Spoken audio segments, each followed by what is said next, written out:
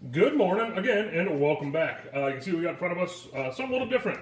We got the full rack of pork spare ribs.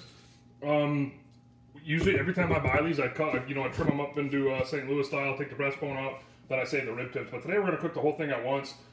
Really easy to get this ready too. Pull it out of the package, patted it dry. There was that like skin tab or whatever on the back that I cut off, removed the silver skin. I kind of sort of trimmed up right here because there's a bunch of thin meat that just wasn't going to do anything. So I took a little bit of the meat off. And seasoning we use today, no binder. These ribs were somewhat wet after I still patted them dry. So we went on first with the Killer Hogs, the AP rub, really nice light coat. Let it sit for about 10 minutes, let it penetrate, and then came back with another light coat of the Killer Hogs, the BBQ rub. Probably my favorite rub to use on pork easily. And when you use the two together, it's really good, because the one thing that I do like when it comes to pork, especially ribs, is I do like my ribs to kind of have the salty, like sweet and salty, and using those two rubs, a combination of the both is perfect. So I'm going to let these sit out here on the stovetop, probably for, I don't know, another 20 minutes or so, and I will pick back up when I throw them on the grill, so we'll see you then. Alrighty, down at the pits and spits, just put the spare ribs on about 10 minutes ago. Give you a quick peek, there they be. So what I'm going to go ahead now and do is, I'm going to go ahead and close this thing down, and I am not going to open this up for probably about 4 hours. I just kind of want to let it sit there and soak in the smoke, and I don't think I'm going to baste these or spray these with anything. So, like I said, 4 hours, we'll check back in, so we'll see you then. Alrighty, we are 4 hours into the cook. Give you a quick peek at the ribs. Oh yeah, looking pretty dang good. You can see they're starting to drop back just a little bit off the bones. I'm guessing these things probably got, I'd probably say another 2 hours or so yet, so what I'm probably going to do now, or what I am going to do, is I'm going to go ahead and just close it down, and I'll probably come out and check it about every hour just to kind of keep an eye on things. So either I'll pick back up when I'm checking back in, or I might just pick back up when it's time to eat. Either way, we'll see you when we see you.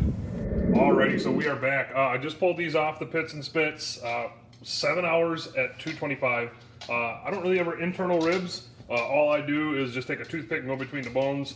And usually when it goes through in between the bones, kind of like butter, I know it's done. And also, with a big slab like this, or even ribs in general, like if you pick it up and do a bend test, like if it starts to split on you, I'm pretty sure that's a good indicator that it's done. But I'm not going to cut these up yet. Like I said, just pull them off. I'm going to let these sit for about 10 minutes or so. I did sauce these up an hour ago. And the sauce we use today is this bone-sucking sauce, the thicker style recipe. And I really like this stuff. The second ingredient of the sauce is apple cider vinegar, and I like a more vinegar-based barbecue sauce myself. So I'm gonna let these sit for about 10-ish minutes, and then I'll check back in and show you what it looks like after I cut them up. So we'll see you then. Alrighty, we are back, and it is time to eat. I do it. Like every time I cut ribs up, I always eat some. They're really good. Real quick over the cook times: 7 hours at 225. I believe this rack was about a 4-pound rack of pork spare ribs, and we'll just give you a peek at one of the ribs. Looking pretty dang good. Do a little taste test here.